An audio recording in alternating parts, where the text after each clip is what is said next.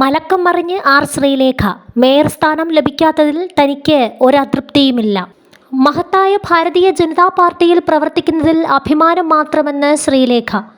Thiruvananthapuram corporation mayor സ്ഥാനം ലഭിക്കാത്തതിൽ തനിക്ക് ഒരതൃപ്തിയുമില്ലായിരുന്നുവെന്നും ഇപ്പോഴുമില്ലെന്നും Sreelekha Facebook കുറിപ്പിൽ പറയുന്നു. അതേസമയം അതൃപ്തി നേരത്തെ ശ്രീലേഖ തുറന്നു പറഞ്ഞിരുന്നു. തെരഞ്ഞെടുപ്പിൽ നിർത്തിയത് കൗൺസിലറാകാൻ വേണ്ടി മാത്രമല്ലെന്നും മേയറാക്കുമെന്ന വാഗ്ദാനത്തിന്റെ പുറത്താണെന്നും ആർ ശ്രീലേഖ തുറന്നടിച്ചിരുന്നു. മത്സരിക്കാൻ വിസമ്മതിച്ച് തന്നെ മേയറാക്കുമെന്ന ഉറപ്പിലാണ് മത്സരിപ്പിച്ചത്. അങ്ങനെ പറയുന്നത് കേട്ടപ്പോൾ താനായിരിക്കും കോർപ്പറേഷൻ തെരഞ്ഞെടുപ്പിന്റെ മുഖമെന്നാണ് കരുതിയത്. സ്ഥാനാർത്ഥികൾക്ക് എല്ലാവർക്കും വേണ്ടി പ്രവർത്തിക്കേണ്ട BJP സംസ്ഥാന വൈസ് പ്രസിഡന്റ് കൂടിയാണ് ഞാൻ. 10 സ്ഥാനാർത്ഥിയെ ജയിപ്പിക്കാനുള്ള ചുമതലയും നൽകി. അവസാനം കൗൺസിലറാകേണ്ട സാഹചര്യത്തിൽ പാർട്ടി പറഞ്ഞത് അംഗീകരിക്കുകയായിരുന്നു. താനാണ് കോർപ്പറേഷൻ തെരഞ്ഞെടുപ്പിന്റെ മുഖമെന്നാണ് നേതൃത്വം പറഞ്ഞതും ചാനലുകൾക്ക് മുന്നിൽ അവതരിപ്പിച്ചതും. ചർച്ചകൾക്കും താനാണ് പോയിരുന്നത്.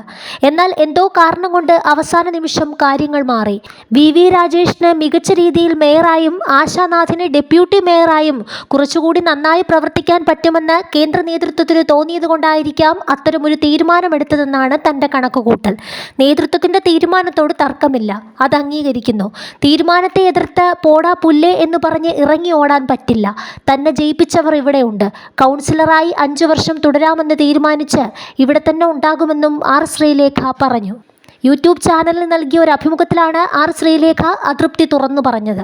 ഇത് വാർത്തയായതിനു പിന്നാലെ മാധ്യമങ്ങളെ കുറ്റപ്പെടുത്തിയാണ് ആർ ശ്രീലേഖ ഇപ്പോൾ രംഗത്ത് വന്നിട്ടുള്ളത്. കേരളത്തിൽ നടക്കുന്നത് വൃത്തികെട്ട മാധ്യമ പ്രവർത്തനമാണെന്നും എഡിറ്റ് ചെയ്ത ഭാഗം മാത്രം കാണിച്ച് കള്ളക്കഥകൾ പ്രചരിപ്പിക്കുകയാണെന്നും ശ്രീലേഖ പിന്നീട് പറഞ്ഞു. ഇന്ന് എന്നെ ഓഫീസിൽ പ്രവേശിപ്പിക്കാതെ ശല്യം ചെയ്ത് പുറകെ നടന്ന് ചോദ്യം ചോദിച്ച് ഹരാസ്മെന്റ് ചെയ്ത മുഖ്യധാരാ മാധ്യമങ്ങൾ ചിലർ എഡിറ്റ് ചെയ്ത ഭാഗങ്ങൾ മാത്രം കാണിച്ച് അവരുടെ കള്ളക്കഥകൾ പ്രചരിപ്പിക്കുന്നു.